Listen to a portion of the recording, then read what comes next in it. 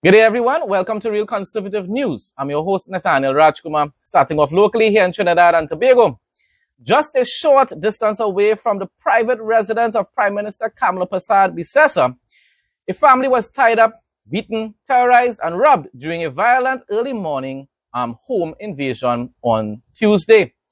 53-year-old Vijay Ragunanan, a gardener who was beaten during attack, said the ordeal has left his wife, Betty Jagdio, and their 5 children, ages 7 to 23, deeply traumatized. Now, at the end of the day, I truly sympathize with these individuals, and I hope justice is served. I hope the individuals that perpetrated this crime are arrested. It's just that it's sad to see how people are expecting the Prime Minister to intervene in some sort of way that she wouldn't usually do when these types of crimes occur, just because it happened very close to her personal residence. Now, of course, maybe, just maybe, it's because it's part of her constituency, she should go and visit them and assist them in some sort of way. But I'm just looking at how mainstream media never misses an opportunity to target We the People's Prime Minister.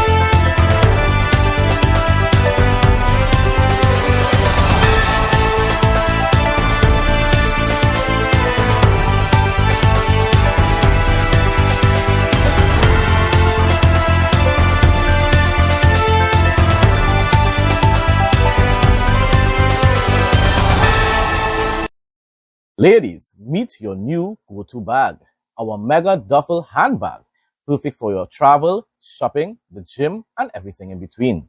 Crafted from premium Oxford material, it's not just stylish, it's built to last. The ideal size, flawless design, and unbeatable quality make it the bag you'll reach for every time. Versatile and ready for anything. WhatsApp 762-6589 to order yours today. A 20-year-old landscaper of Siparia sustained serious injuries after being attacked with a cutlass in an altercation early Thursday morning. It's most likely some type of dispute. According to police, the incident occurred around 1 a.m. at the residence of the victim's girlfriend on Alexander Street, Siparia. The victim reported that he got into a dispute with a man known as Josiah of Quinam Road, Siparia. During the confrontation, Josiah allegedly armed himself with a cutlass and struck the victim on both wrists, causing serious injuries before fleeing the scene. The victim was taken by relatives to the Siparia District Health Facility, where he was treated and later transferred to San Fernando General Hospital for further care. I hope justice is served and that individual has to spend some time in prison. You cannot just go and assault people like that, cause extreme bodily harm to an individual just because you're having a dispute with them. I don't know if it's because of, I don't know if it's a love triangle. I don't know if it's because of whatsoever type of dispute. Most likely it's pertaining to a relationship or something like that. But that doesn't give you the right to harm someone. And besides that, and mostly men commit these type of acts in the first place. There's some women as well. But besides that, I continue to believe that these crimes are being perpetrated in such frequency because of the false weed drug being used by such a wide number or large number of the population here in Trinidad and Tobago nowadays, and abuse of alcohol as well, along with so many individuals being lost in gang culture ideologies and practices, concepts. We have to recover from this, people. And it's not just the police that have to do their job. PNM was right, and I said when it was pertaining to these things, it begins at home. No more overheating phones. Cool your phones in seconds. Prevents damage to phones and battery issues. Better gaming experience and streaming. USB powered and fast charging. Lightweight and quiet. Ideal for kids and adults. Works with all smartphones. Makes a great gift. Call or WhatsApp 762-6589.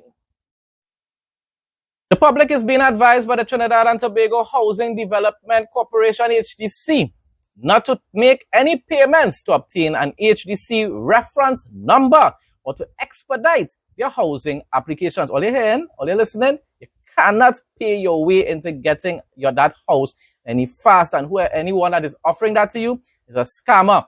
A social media post from the HDC titled Scam Watch indicates that it is aware of individuals pretending to be HDC employees and engaging in fraudulent activities. So please be aware. Do not fall for these traps, people.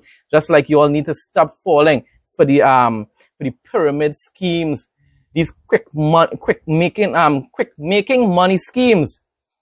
It's something that is beyond logic. You can't just invest money and expect to get double and triple back in returns, unless you're dealing with a company that has products being sold, or you're dealing with a bank which actually charges interest on loans and so forth. That's the only way you're going to receive interest on your savings. And those savings usually, that interest isn't really significant usually anyhow. You take it in credit unions, you get a little higher interest, but it's nothing significant. So when these people are telling you you're going to get double and triple and tenfold back in your money, that's supposed to tick in your mind once. Nah, boy, that ain't making sense at all, boy. That ain't possible. The public is being advised by the Trinidad and Tobago Housing Development Corporation not to make any payments to obtain an HDC reference number, nor to expedite their housing applications.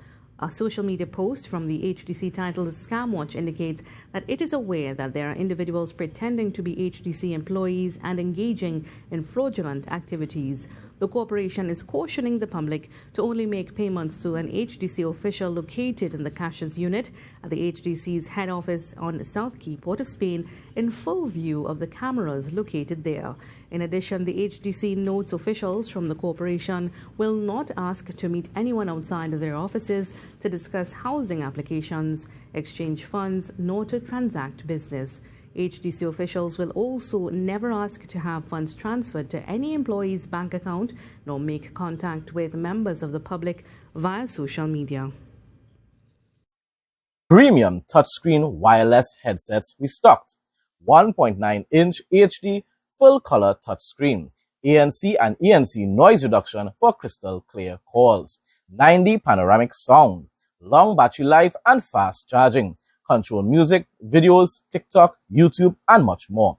Camera feature, voice assistant, timer, stopwatch, and lyrics on screen. Water resistant, sleek design. Available in gold, black, blue, and purple. Gift ready packaging with replacement earbuds included. Never lose your earbuds again with the Find Headphones feature that actually works. Don't miss out. WhatsApp 762-6589 to place your order. Limited stock available. Foreign Affairs Minister Dr. Marie Brown is warning Prime Minister Kamala Persad-Bissessar that she may find herself having to account to the International Criminal Court, just like former Philippines President Rodrigo Duterte. Brown said the U.S. airstrikes carried out against alleged drug trafficking boats in the Caribbean and the Pacific drew sharp criticism from the UN High Commissioner for Human Rights, who warned that they violated international human rights laws and must stop immediately. Well, I have news for you all. U.S. Congress has allowed Trump to continue. So the ICC can relax themselves. Telling us something has to be done with that entire organization. America has the power. They have to just have the will to find a way to shut down the ICC, because they're not used to actually defend the rights of victims around the world. They're used for the far left and the far right agenda, and it's an anti-Zionist, anti-Semitic agenda. But I'm going to continue because I don't want to really harp too much on one particular topic. He went on to say, this represents the first time in our records that the Prime Minister of Trinidad and Tobago would have proudly and publicly associated this nation with violations of international human rights, of the UN Charter, and international law, he said. Well, boy, maybe just maybe it's time for Trinidad to pull out of the ICC. My response, extrajudicial killings, that is what he quoted, against drug traffickers, narco-terrorists who are eliminated in international waters. Will the ICC, this is what I want to know, will the ICC hold all nations accountable for eliminating their enemies during wars from now on? Are military officers expected to investigate and arrest their enemies during active combat or when they identify a wanted terrorist? I would like to know if the ICC is willing. I want to know this. Did Obama murder Osama bin Laden? Would the ICC charge Obama with murder? The Syrian media is now showing how desperate their masters are to protect their billion-dollar narcotic industry from utter destruction. I went on to say, what does the International Criminal Court have to say about radical jihadists, leftists, QAnons, the alphabet soup, and tribals, mostly Afros, Indos as well, but tribals, mostly Afros, and their support for the erasing of the entire Israeli population? Does the ICC have anything to say about that? No, because you know why? The ICC is led by a bunch of anti-Zionists and anti-Semites who turn a blind eye against mass murder in Africa, where jihadists are murdering Christians and even some Muslims, simply because, number one, Christians refuse to convert to their ideology and faith, and then the Muslims don't want to join their groups, so they are massacred as well. So it's all about tribalism as well. And these are the individuals that the ICC turns a blind eye to, and yet you're always focusing on America and Israel for attacking and eliminating these terrorists. They defend the terrorist people. That's what they do. And then people will come on my page, my accounts, and say, I don't know about global politics. My goodness. But anyhow, I went on to say, what do they have to say about the mass murder of Nigerians and Sudanese by radical jihadists, hypocrites, and demons? That's what the world is full of today. Tired of losing your keys, phone, or coins in that annoying gap between your car seat and the console? We've got the perfect solution. Our universal car seat gap fillers are back in stock, ready to save your stuff and make your ride clutter-free. Available in black, brown, beige, and red, they're designed to fit any car seat and blend perfectly with your interior. Simply WhatsApp 762-6589 to place your order and enjoy delivery straight to your door in just 1 to 3 days. 10 minors are facing charges for assault by beating in connection with two school-related incidents in Tobago. Police reported that 5 students were charged following an incident on May 20th. According to the report, a student was seated in a classroom when he was attacked and struck above the head by another student. Later that day, when the student's father and sisters arrived to collect him, they were also assaulted by a group of 4 students between the ages of 13 and 17. The victims made a report at the Scarborough Police Station, which led to an investigation conducted by PC Edwards. On November 3rd, 5 students were charged for assault by beating in relation to the matter. Police also confirmed that 5 other students remained before the court for a separate incident involving an ambush at Shore Park grounds. In that case, a student was approached and attacked by a group of students, resulting in similar charges being laid.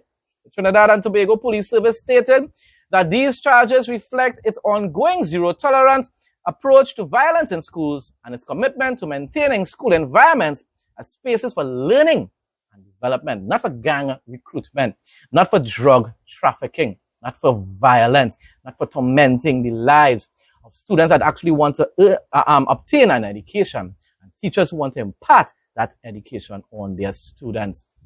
I fully support what the Kamala Prasad Bissessar administration is doing, and the police as well. Yes, charge them. Let them face time, whether it's in YTC or whatsoever, while having reform programs for them.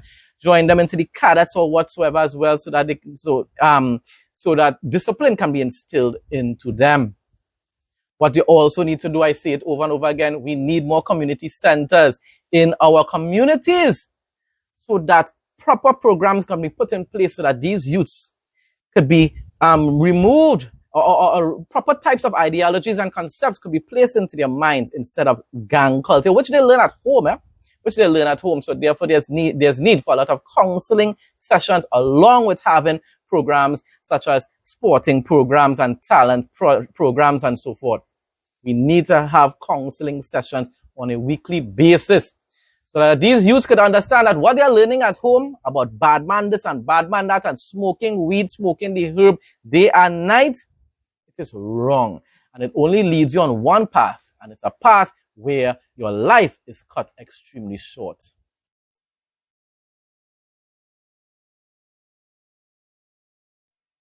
You won't be disappointed with this one. Look and feel great every day. Painless trimming with no pulling of hair guaranteed. Comfortable to hold and lightweight. Intelligent anti-pinch system. Safety travel lock. Accurate and painless trimming. Durability 100% quality. Fast charging. To place an order, call or WhatsApp 868-762-6589.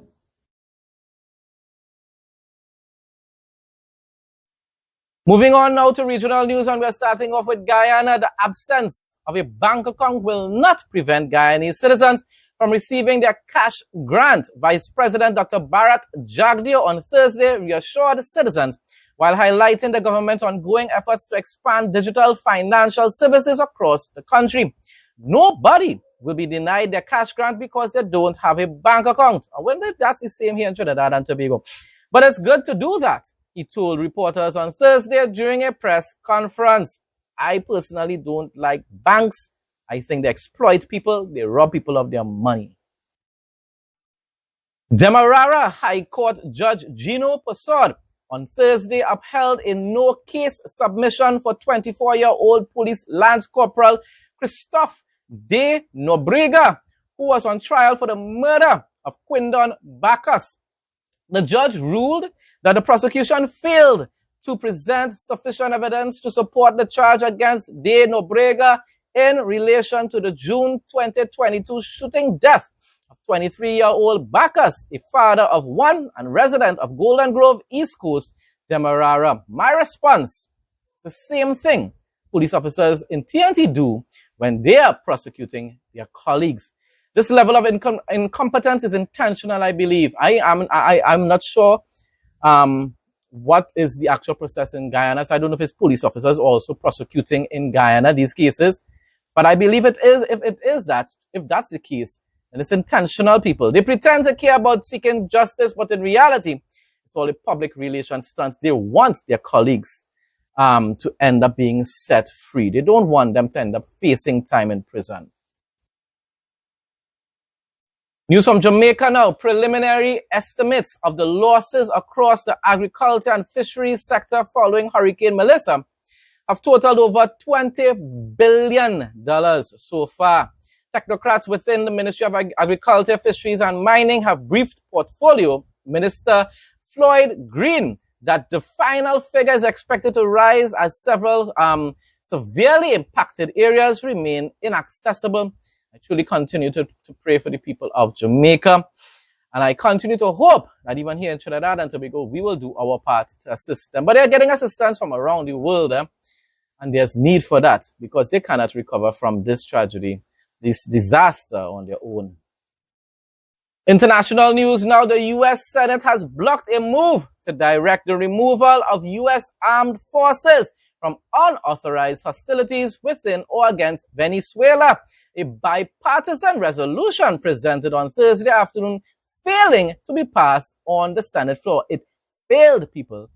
A vote was held to discharge Resolution SJ 90, the Venezuelan hostilities removal resolution. A resolution sponsored by Democrats Tim Kaine and Adam Schiff and Republican Senator Rand Paul. Rand Paul, God have mercy on you, boy. On October 16th, my response: Trump hasn't declared war against Venezuela. If he chooses to invade, then he will need Congress permission. Republicans, people, simply agreed that he has the right to eliminate terrorists in international waters or within Venezuela in specific areas without actually declaring an official war. It's basically the same thing that both the USA and Israel do in the Middle East. They target terrorists without waging an actual war against the respective nations. That's common sense, people. Austria. Intelligence services located a weapons cache in Vienna, suspected to be connected to Hamas, the terrorist organization group. Hamas, which is being totally destroyed by Israel, and rightfully so, which intended to use it for terrorist attacks in Europe against Jewish and Israeli institutions. But here in Trinidad and Tobago and across the Caribbean, our tribal people continue to support these freedom fighters, which are actually terrorists, not knowing that if you go across there, you will be eliminated by these Hamas terrorists as well. Israel's Defense Minister Israel Katz has ordered the area along the Israel-Egypt border declared a closed military zone and directed changes to the rules of engagement. He and Shin Bet Chief David Zini agreed to classify weapons smuggled by drones as a terrorist threat, rightfully so. We declare war again. We declare war. Anyone who breaches the forbidden area will be struck. You see what I'm telling you? You eliminate the threat before they come to eliminate you. That's not an actual official war against Egypt. It's a war against the terrorists. The president of the Philippines has declared a state of emergency after Storm Calamigos caused at least 240 deaths and disappearances. This is such a tragedy. So much devastation, so much grief. I'm deeply sorrowed by this. I'm really sad. I have a friend living in the Philippines. Thankfully, she and her parents are safe. I continue to pray for her protection and the protection of all the peoples in the Philippines throughout all the different islands. From what I heard, a lot of these deaths could have been avoided, people, if the government, the present government, was actually investing in infrastructure, drainage, proper drainage in those on those respective islands. It's really sad when a government fails to serve and protect their own people. Closing off now with the interesting facts segment. France's wind tree. Right, ask yourself, what turns breezes into power? Energy that looks like nature itself. Imagine a tree that quietly generates electricity. That's the wind tree. A real innovation from the French company New World Wind, designed to blend renewable energy with urban design. Each tree is made up of dozens of small vertical turbines called aeroleafs that spin even in gentle winds. Together, a full tree of 36 leaves can produce up to 10.8 kilowatts of power, enough to light public spaces, parks, or small buildings, all without noise or visual pollution. The structure stands with about 10 meters tall, costs about 50,000 euros, and can be installed in just a few days. It's a mix of art, technology, and sustainability, showing how cities can harness wind power without industrial turbines. While the viral posts often call it Dutch, the wind tree actually originated in France, not the Netherlands, though it's been installed across Europe and beyond. So much innovation, eh? All these, I love to read these type of reports, tech stories online, and of course I share it with all of you. Maybe just maybe we could have some of these kind of wind trees in Trinidad and Tobago as well. Folks, that brings us to the end of today's news report. Thanks again to everyone who continues to support my content. Please like, comment, share, and subscribe. Stay blessed and stay safe, most of all. In Jesus' name.